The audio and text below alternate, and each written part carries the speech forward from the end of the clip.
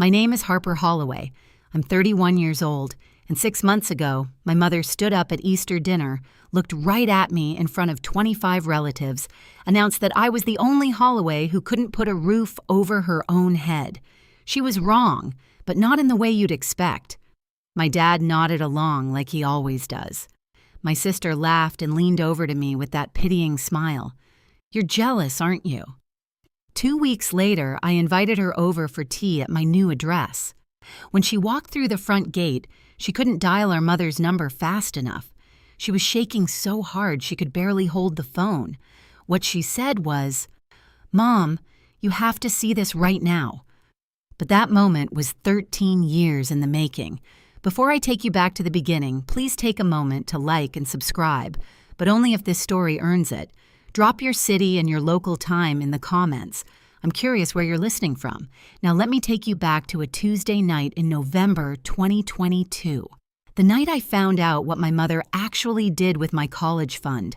My apartment was a studio in Southeast Portland, 540 square feet, one window that rattled when trucks passed, a kitchen faucet that dripped on a 3-second cycle no matter how hard I cranked the handle. I didn't hate it. At 28, I figured this was just the cost of starting from zero. And I do mean zero. I was a cybersecurity analyst at a mid-size firm downtown. My first real title after 4 years of grinding through contract gigs. Salary $68,000 before taxes. Student loan payment $1,400 a month. I ate a lot of rice and frozen vegetables. I drove a 2011 Civic with a cracked dash. I kept a spreadsheet on my phone that told me down to the penny how much I could spend on groceries each week. That's the life my mother liked to describe to relatives at family dinners. Except she made it sound worse. Here's what she didn't describe: the reason I had student loans in the first place. When I was 18, 2 weeks before my freshman year at Oregon State, my mother sat me down at the kitchen table. Her voice was soft, the way it gets when she's delivering bad news she's already rehearsed. "Sweetheart, your college fund, it didn't survive the market. It's gone." "I'm so sorry," I cried. She held me. Then she helped me fill out federal loan paperwork the next morning like it was the most natural thing in the world.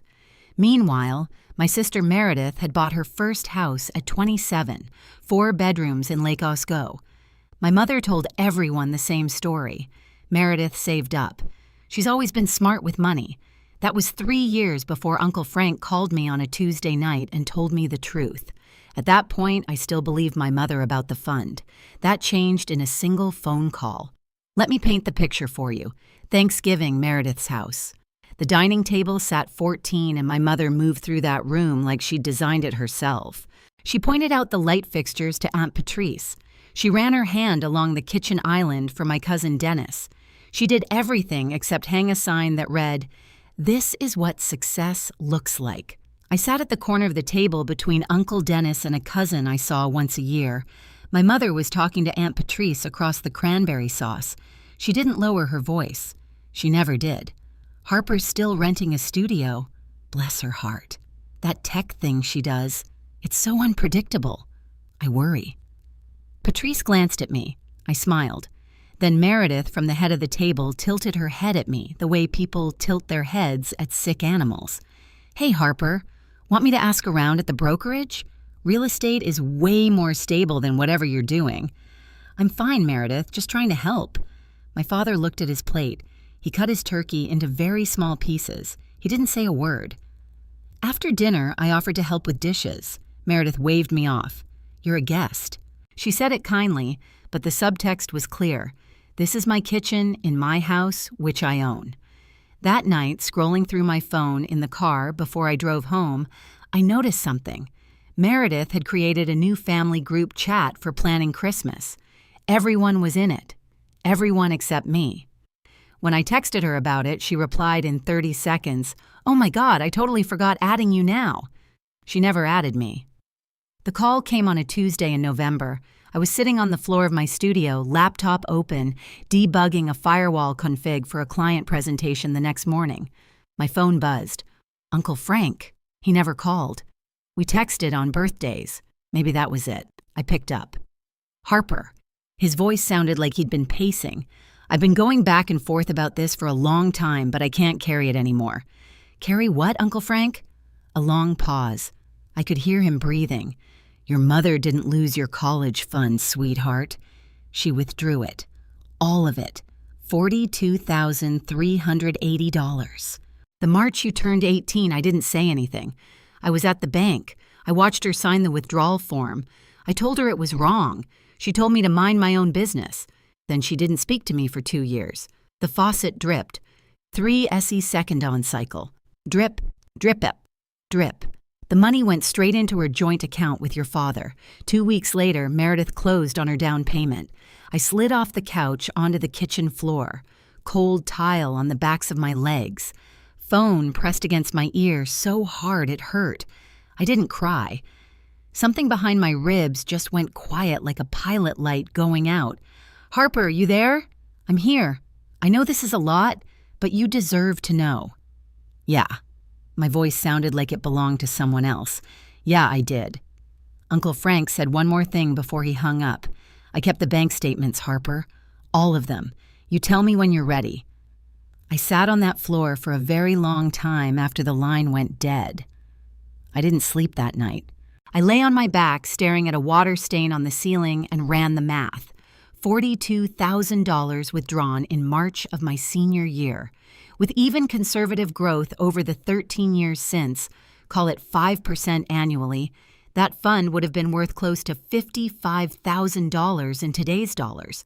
$55,000 that was supposed to pay for my education, that instead paid for my sister's front door.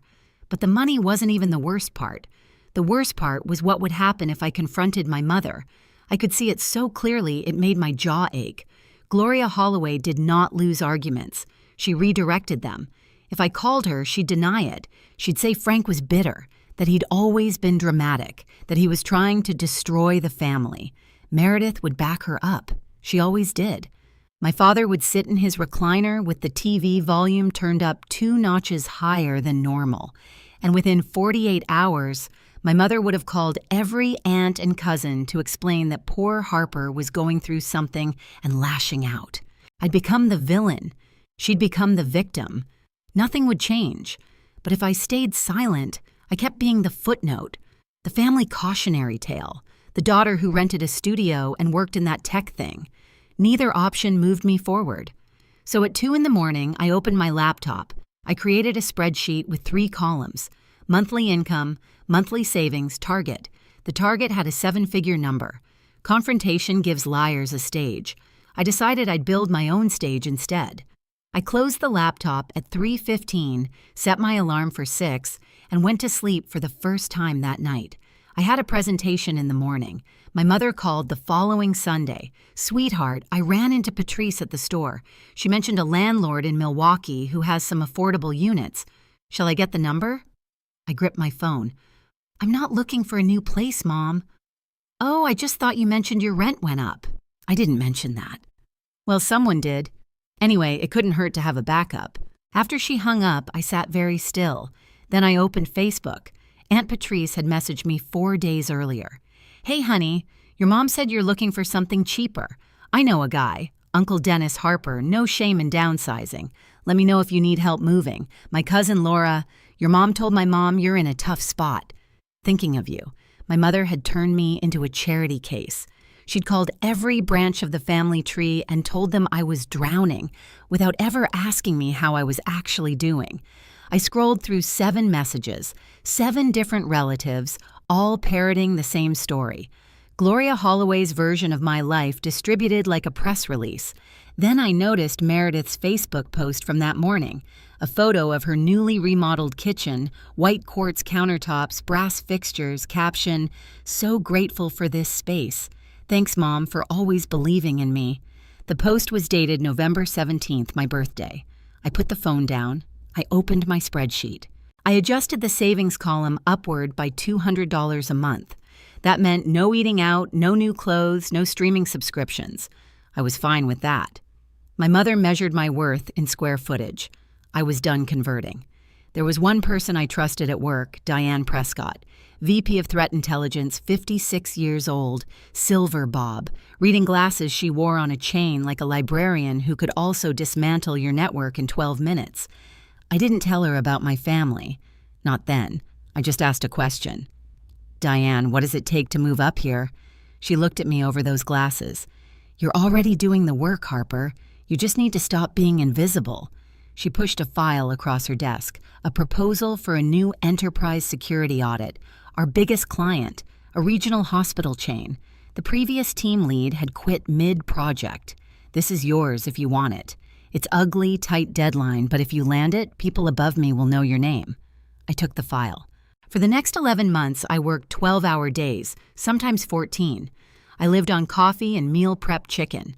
I automated 40% of my paycheck into an investment account, index funds, nothing fancy, and pretended that money didn't exist. I stopped sharing anything about my job with my family, not because I was hiding it, because every time I'd mentioned work before, my mother had waved it off like I was describing a hobby. That computer thing. Are they even going to keep you? The last time I told her about a project win, she'd changed the subject to Meredith's new patio furniture within 2 sentences. So I just stopped and nobody noticed. The hospital audit shipped on time, under budget. The client renewed for 3 years. Diane sent me a 2-line email the day the contract closed. "Nice work. Come see me Monday." 12 months later, Diane called me into her office. I thought I was in trouble. I was wrong. A year can change everything if you let it. Diane promoted me to team lead. Salary jumped to $112,000. New badge, new floor, new title on the company directory. I didn't post about it. I didn't call anyone. I just updated my spreadsheet. Christmas came around. Meredith hosted as always. Her house smelled like cinnamon and new paint. She'd remodeled the living room. $30,000. She announced to the room within 5 minutes of our arrival. Shiplap accent wall, recessed lighting, a 75-inch TV mounted like a museum piece. My mother walked guests through like a docent. Meredith picked the wood herself. Isn't she talented? This kitchen layout was entirely her idea. Then she found me by the drink table. "So, still renting that little place?" "Yes, Mom." "Well, at least you're saving, right?" Her voice dripped with the kind of sympathy you offer strangers at a bus stop. Meredith appeared at her elbow. "You know, Harper, if you'd listened to me about real estate." "I'm fine, Meredith. I'm just saying I could have gotten you into the market years ago." "Sure, you don't have to be defensive." "I'm not." My mother patted Meredith's arm. "Your sister bought this kitchen herself. That's what a plan looks like, Harper." I sipped my water, smiled, said nothing. Later, in the hallway by the bathroom, Todd, Meredith's husband, stopped me.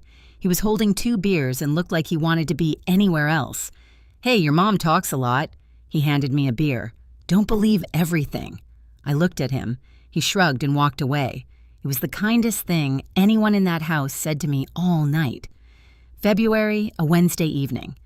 I was debugging a server migration when my phone buzzed. A voicemail from a number I didn't recognize. Male voice, mid-40s, cheerful in that forced way people get when they've been told to call someone. "Hey, Harper, this is Greg. Greg Whitaker. Your mom gave me your number. She says we'd really hit it off. I'm in commercial insurance. Got a place over in Beaverton. Anyway, give me a ring when you get a chance." I deleted the message. 20 minutes later, my mother texted Gloria. "Greg is a catch. Harper, his mother says he owns his house outright. Harper, I didn't ask you to set me up, Mom. Gloria, you're 31. No house, no husband. I'm trying to help. Harper, I said no. Gloria, he owns a house. Harper, good for him. Gloria, you're going to end up alone." I stared at the screen. My thumb hovered over the keyboard for maybe 10 seconds. Then I locked the phone, set it face down on the desk, and went back to my server migration. She measured every milestone against real estate and a marriage license. 31 in single crisis, 31 in renting, emergency. It didn't matter that I led a team of 9 people. It didn't matter that my company had trusted me with a 7F figurer client portfolio. None of that registered on Gloria Holloway's scoreboard. I finished the migration at 11:40 that night. Clean deployment, 0 downtime. My team slacked me a string of party emojis.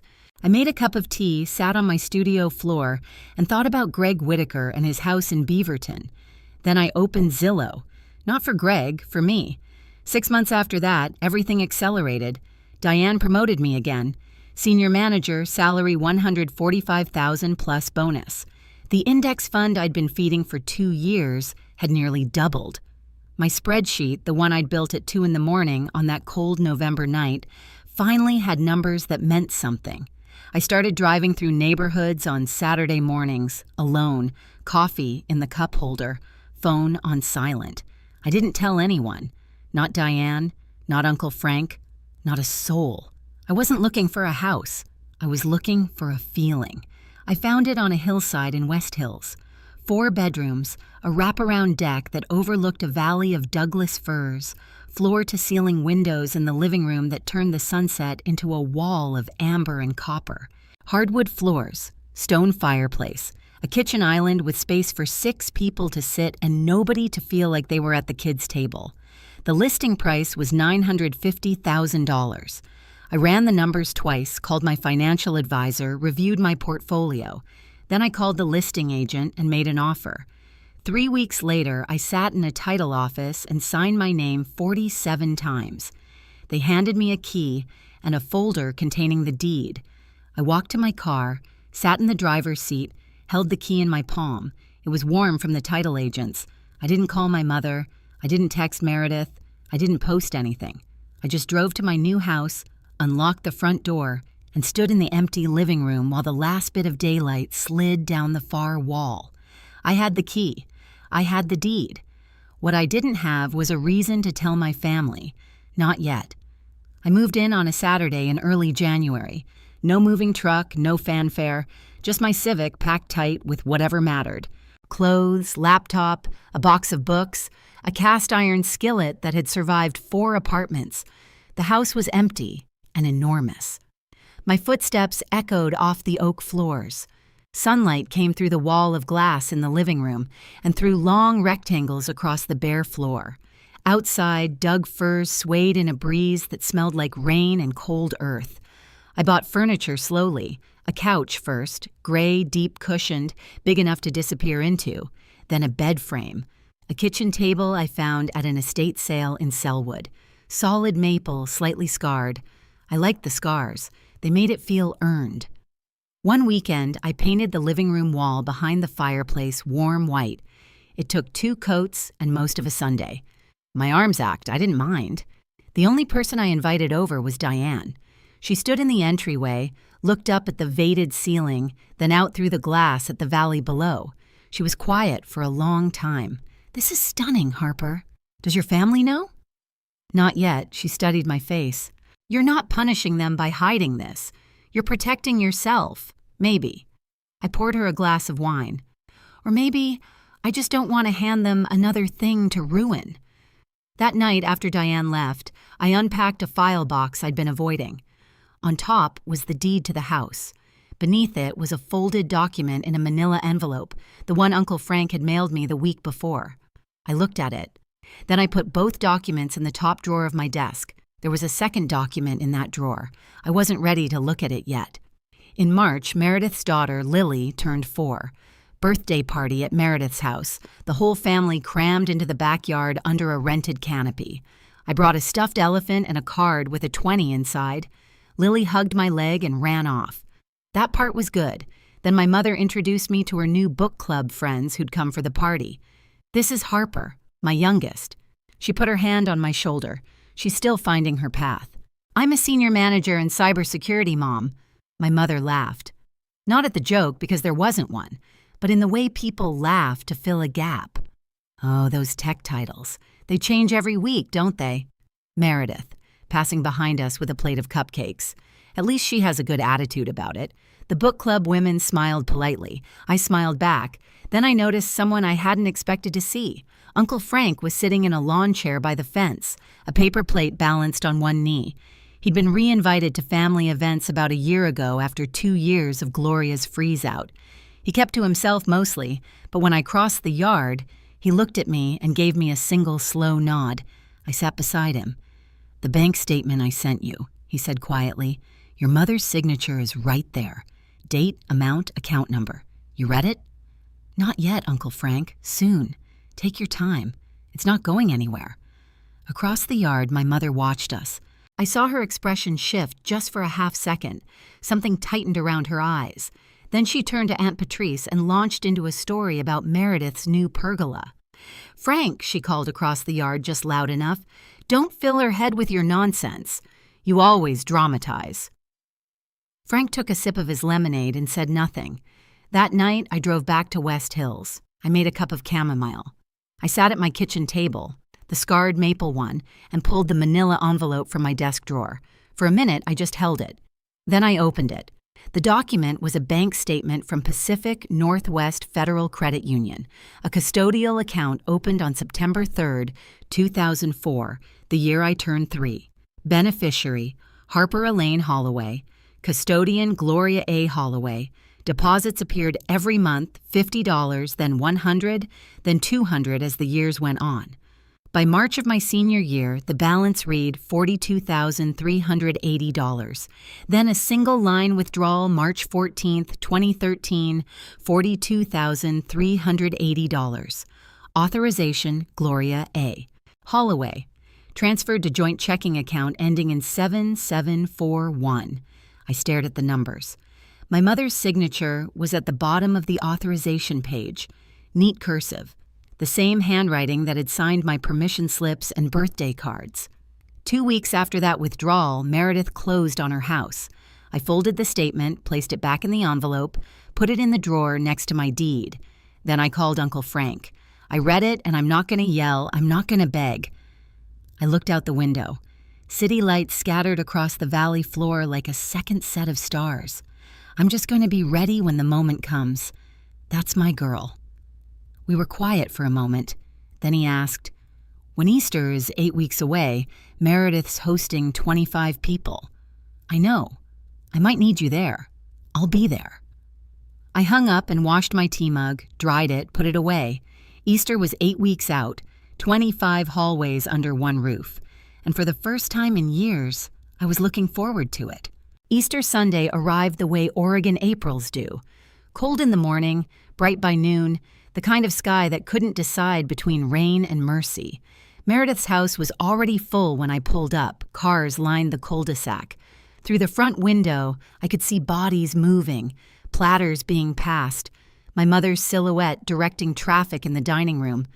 I sat in my car for 30 seconds, breathed. The house was decorated to within an inch of its life. Tulips in every vase, a centerpiece made of moss and ceramic rabbits, linen napkins.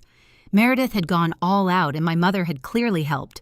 Her fingerprints were on every detail. I walked in wearing a simple navy blouse and jeans, no jewelry, no statement piece. I hugged my Aunt Patrice, shook Uncle Dennis's hand, kissed Lily on the forehead. My mother found me within 3 minutes. "Harper, you look thin. Are you eating?" "Hi, Mom. Happy Easter. Doesn't she look thin?" This to Patrice, who nodded diplomatically. I poured myself a glass of sparkling water and stood near the kitchen island while my mother gave tours. Meredith just had the living room repainted. Faro and Ball, she picked the shade herself. Those floors are original oak. Meredith had them refinished. The deck extension was Meredith's idea. Every sentence was a ribbon tied around Meredith's life, presented to the audience for applause. Todd appeared beside me with a plate of day-old eggs. "Brace yourself," he said under his breath. "Your mom's in performance mode." I took an egg. "I know. She's been rehearsing the toast since Thursday." I looked at him. "Toast?" Todd went slightly. "You'll see." I didn't need to brace. I'd already decided what I was going to do after dinner. Not during. After. After the meal, everyone drifted into the living room. Kids on the floor, adults in chairs. My mother stood in the center, wine glass raised, glowing like a woman who had rehearsed this exact moment in her bathroom mirror. "I just want to say a few words." She looked around the room. "Meredith, thank you for hosting, for opening your beautiful home to all of us." She swept her hand wide. "This house, this life you've built, this is what hard work looks like." The room applauded. My mother smiled. Then she turned to me and Harper. "Honey." Her voice dropped into that register, the soft one, the one that sounds like compassion but cuts like a credit check. "We're all rooting for you. One day you'll get there." A few people laughed, short, uncomfortable. My cousin Laura looked at her shoes. Uncle Dennis coughed. Meredith leaned toward me from the next chair, close enough that 5 or 6 people could hear. "There's no shame in renting Harper. We all start somewhere." The pity in her voice could have filled a swimming pool. Then Aunt Patrice, sweet Patrice, who meant well and understood nothing, reached over and touched my arm. Gloria told me, "You're looking for a cheaper place. I know a wonderful landlord in Milwaukee." The room got quieter. Heads turned. My mother had told everyone. Every single person in this room believed I was struggling, downsizing, barely scraping by. She'd built that narrative so carefully over so many years that it was now the only version of me any of them had ever known. "I'm not looking for a cheaper place, Patrice." "Oh, honey, there's no shame in asking for help." I didn't ask. My mother's chin lifted. "Your pride will be your downfall, Harper." I set my glass down. I didn't say another word. Not yet. It happened in the hallway 10 minutes after the toast.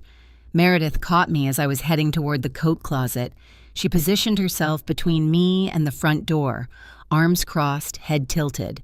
5 or 6 people lingered within earshot. Patrice, Dennis, Cousin Laura, Todd. "Honestly, Harper." Meredith's voice was half whisper, half performance. "Are you jealous? It's okay to admit it." "Jealous of what, Meredith?" She waved her hand in a slow circle.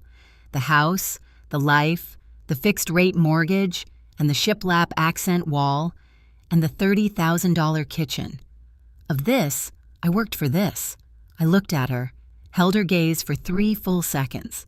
The hallway was very quiet. "I'm sure you did." Something flickered across her face. "What's that supposed to mean?" "Nothing. It means I'm sure you did." She stared at me. I didn't blink. She couldn't read me, and that scared her more than any insult would have. She turned and walked back to the living room. I heard her voice, pitched to Carrie. "Mom, Harper's being weird again." My mother's sigh was audible from 20 feet away. She's always been the difficult one. In the corner of the living room, Uncle Frank set his coffee cup down on the end table. Slowly, his eyes moved from Meredith to Gloria and stayed there. Gloria noticed. For just a second, she met his stare. Then she turned away and started clearing dessert plates as if she hadn't seen him at all. But I'd seen it. That tiny flinch. That half second where my mother remembered that Frank knew something she'd spent 13 years burying. I picked up my jacket. It was time to plant the seed. I had my coat on, keys in my hand. My mother was already halfway through her closing commentary. "Harper always leaves early. It's just her way." When I stopped at the edge of the living room, "Actually, Meredith," my sister looked up from the couch mid-con conversation with Patrice. "I'd love to have you over for tea this Saturday. I have a new place." The room shifted. Not dramatically, just a small atmospheric change, like a barometric drop before a storm. Gloria frowned. "A new place? What new place?" "I just moved. Nothing big." I kept my voice light. "Saturday, 2 o'clock. Meredith's confusion was genuine. She wasn't faking it. "You moved and you didn't." "When did you?" "It happened fast, Mom." I shrugged. "I'll text Meredith the address." Meredith looked at Gloria. Gloria looked at me for a single beat. Nobody said anything. "Sure," Meredith said slowly. "I'll come." "Great. Bring Todd if you want." I pulled on my jacket. "Thanks for hosting, Meredith. Dinner was lovely." I walked through the front door and didn't look back. The evening air hit my face sharp and clean. Behind me, I could hear my mother's voice already recalibrating. She's probably renting another apartment, you know how she is. But I caught one other thing as the door closed. Uncle Frank still in his corner chair watching me leave. He was smiling. First time all night. I drove home. My home through the dark hills. The trees were black against a slate sky. My hands were steady on the wheel. Saturday was 5 days away. For the first time in years, I couldn't wait to open my front door. Okay, pause. Before Meredith shows up at my door, I want to ask you something. Have you ever had someone in your family take credit for something that was yours? Or spread stories about you that weren't true just to make themselves look better? Drop it in the comments. I want to hear your story. And if you've made it this far, hit subscribe. You don't want to miss what happens when Meredith walks through that gate. Let's keep going. Saturday came slowly. I spent the morning cleaning, not because the house was dirty, but because I needed something to do with my hands. I vacuumed the already clean hardwood. I wiped down the granite island even though no one had used it. I arranged 2 ceramic mugs on the counter side by side. Then I baked scones, lemon, and blueberry. The recipe was from a cookbook I'd found at Goodwill, my first month in the studio apartment. The scones came out golden and slightly uneven. Perfect.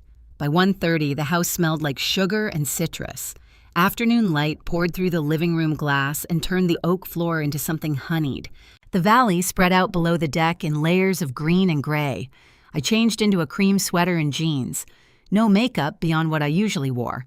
No heels. This wasn't a performance. The house would do the talking. At 1:45, my phone buzzed. Meredith. OMW.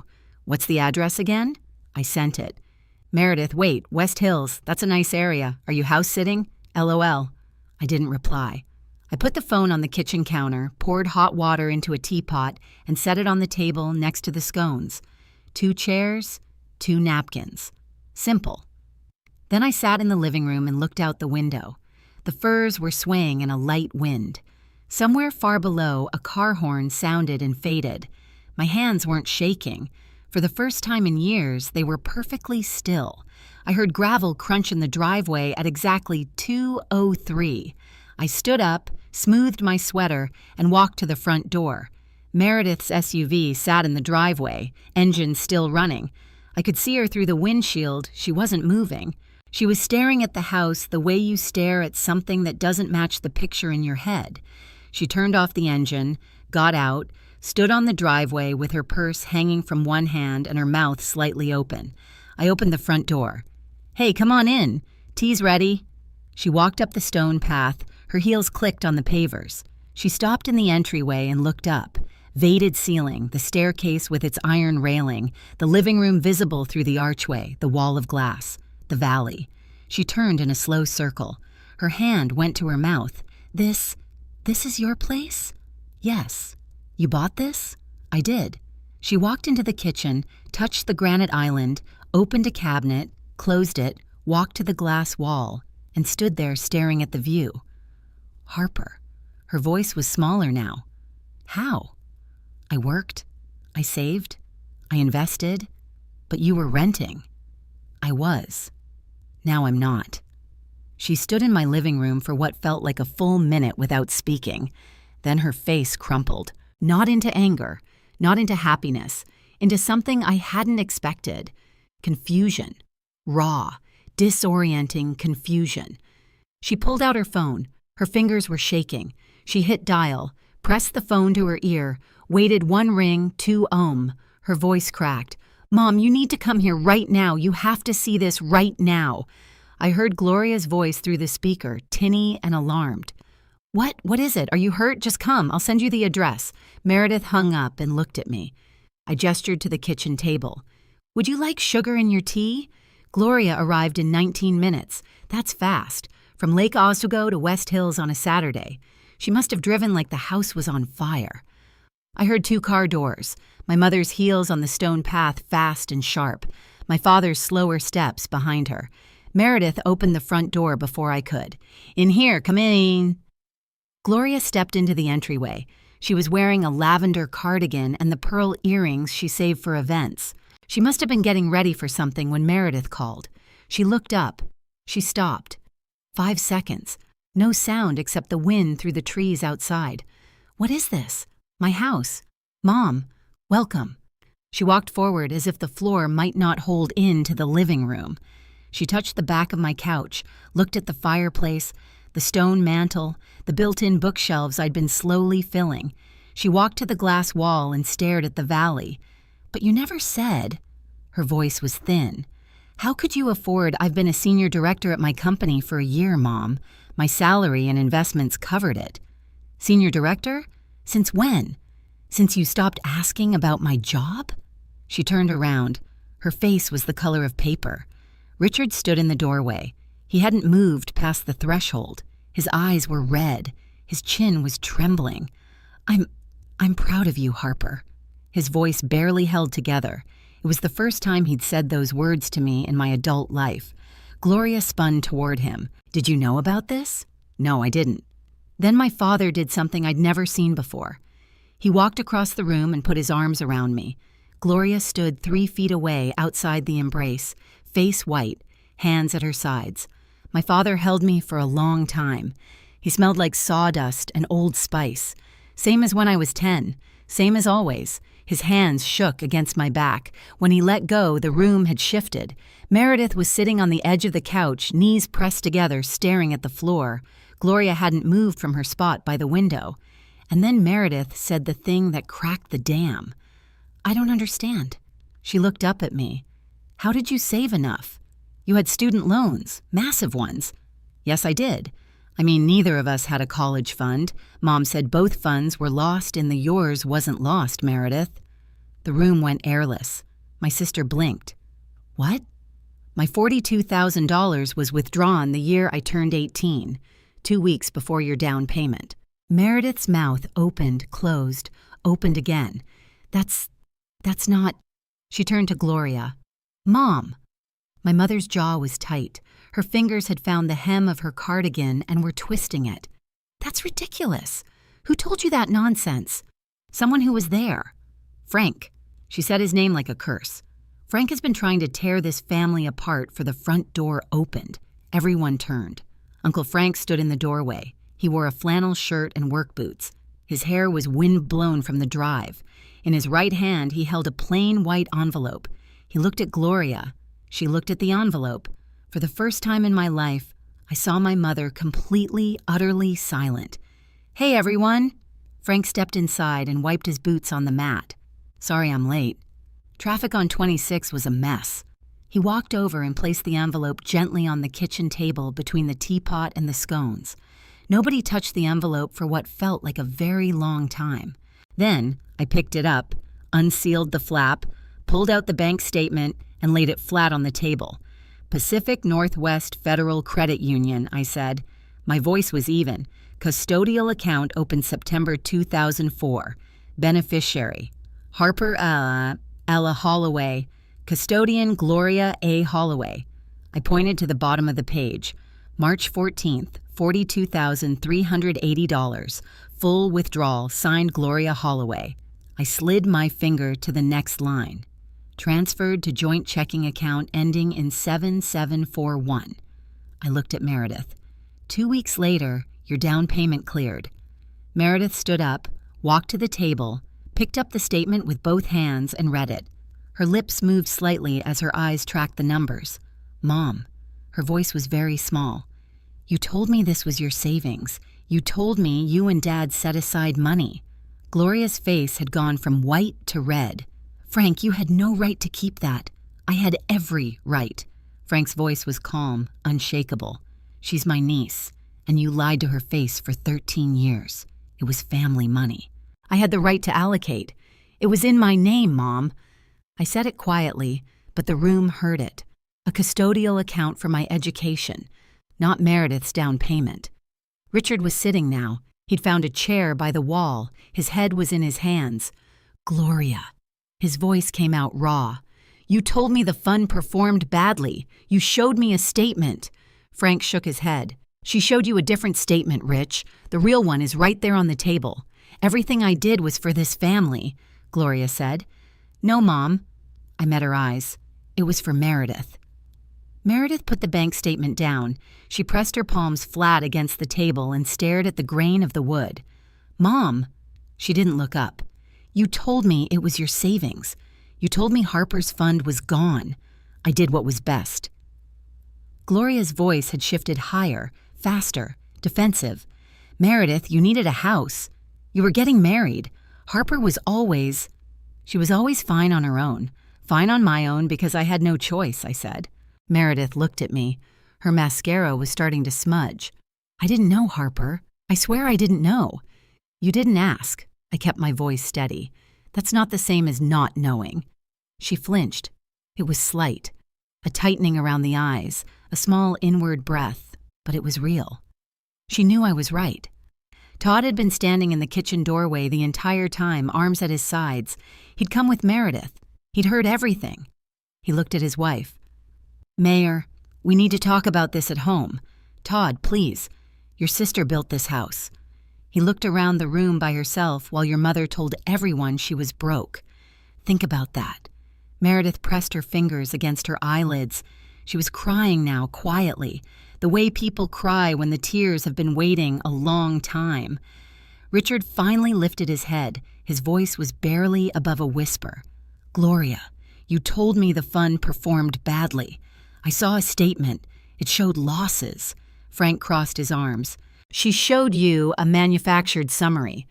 Rich, the real account record, the one from the credit union, has her signature on the withdrawal. It's not ambiguous. Richard looked at his wife of 36 years. She looked at the floor. He didn't say anything else. He didn't need to. My mother tried one more time. Harper.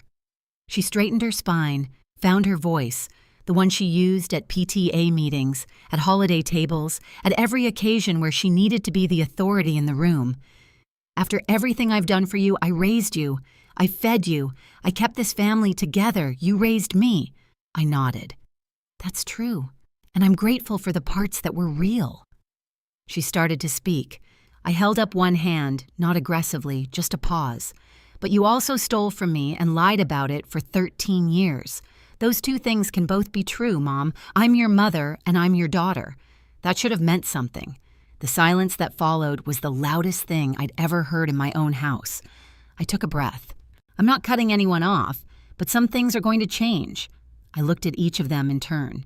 Meredith, Gloria, Richard, you don't get to tell people I'm struggling when I'm not. You don't get to define my life to the family. You don't get to rewrite my story so yours sounds better. Gloria's mouth opened. Nothing came out. And if you want to be in this house... I paused. You come as a guest, not as a narrator. The teapot was still warm on the table. The scones sat untouched on their plate. I'm not asking for the money back, I said. I don't need it. I built this without it, but I am asking you to stop lying about who I am. Nobody spoke. I picked up the teapot and filled 2 mugs, set one in front of Meredith, one in front of the empty chair next to her. Tea's getting cold. Gloria, for the first time in my memory, had absolutely nothing to say. If you've ever had to set a boundary with someone who raised you, and I know that's one of the hardest things a person can do, drop A in the comments. And if this story is hitting close to home, share it with someone who needs to hear it today. Sometimes knowing you're not alone makes all the difference. Let's keep going. There's more. The fallout was fast. By Sunday night, the story had spread through the entire family like water through a crack in the foundation. Todd told his sister. His sister told her husband. Meredith, whether she meant to or not, confirmed the details to Aunt Patrice on the phone that evening. And once Patrice knew, it might as well have been printed in the newspaper. My phone started ringing Monday morning. Patrice, Gloria told us you were broke. We had no idea, Harper. All these years we thought we just believed her. Uncle Dennis. Kid, why didn't you ever say something? Would you have believed me over her? The silence on the other end was its own answer. Cousin Laura sent a text. I feel sick. I'm sorry for every time I offered you help you didn't need. Over the next week, relatives started calling Gloria. Not to comfort her, to ask questions, hard ones, the kind she couldn't redirect with a laugh or a wave of her hand. Gloria's response was predictable. She blamed Frank. He's always been jealous of our family. He's trying to destroy everything I've built. But there was a bank statement on a kitchen table in West Hills with her signature at the bottom. You can't talk your way around ink on paper. One by one, the calls to Gloria stopped. Not with dramatic confrontations, just silence. Patrice didn't invite her to book club that month. Dennis didn't ask her to organize the 4th of July cookout. Cousin Laura removed Gloria from the family group chat, the one I'd never been added to. My mother lost the one thing she valued more than money, the narrative. For 13 years, she had been the author of every whole story. Now the family was reading a different version, and they believed it because it was true. Meredith called 3 days later. I was on my deck watching a red-tailed hawk ride a thermal above the valley. My phone buzzed. I let it ring twice before I answered. Harper. Her voice was smaller than I'd ever heard it. I keep thinking about that bank statement. Okay, I should have asked where the money came from. I was 23 and I wanted the house so badly. Todd and I were getting married and Mom said she'd been saving for years and She trailed off. I didn't want to look too closely. I know. I'm sorry, Harper. I'm really, really sorry. Thank you. That matters. There was a pause. I could hear her breathing uneven, the kind of breathing that comes between rounds of crying. Todd and I talked a lot. He said, I've been treating you the way Mom taught me to. He's right. I see that now. Meredith, I don't need you to be perfect. I just need you to be honest. She made a sound that was half laugh, half sob. That's the scariest part. We sat in silence for a moment, not the uncomfortable kind, the kind that means something's shifting, even if you can't name it yet. Then she said something I didn't expect. Todd almost left me last year. Did you know that? No. Mom was calling every day telling me how to raise Lily, how to decorate the house, what Todd should be doing with his career. Todd said he didn't marry Mom. He married me.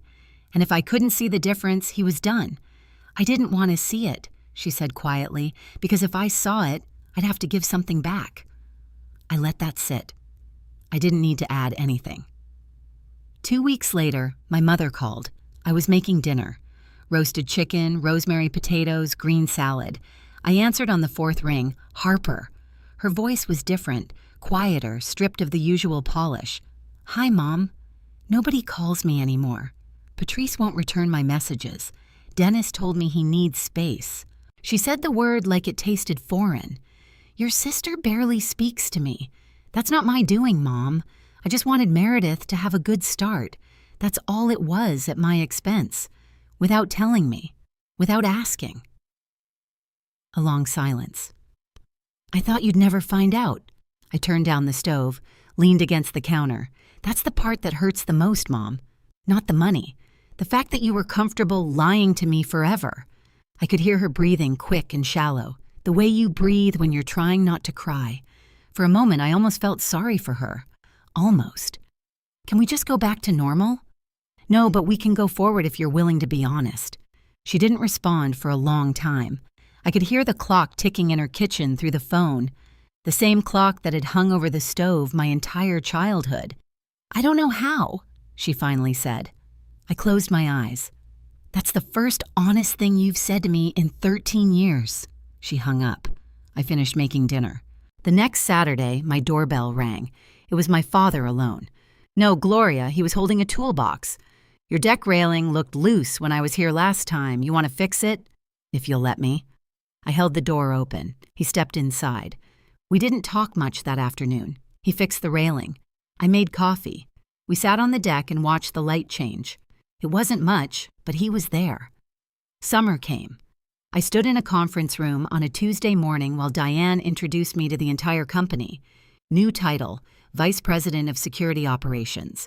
200 people on the Zoom call. 3 offices watching on the big screen. Diane said Harper Holloway has been the backbone of our security practice for 3 years. She's earned this every single day. People applauded. I thanked them and sat down. My hands were steady. I didn't post about it. I didn't tell my family. Not yet. Some things you hold for yourself first. The following weekend, I invited Uncle Frank over for dinner. He showed up with a bottle of Willamette Valley Pinot Noir and that quiet grin he gets when he's holding something back.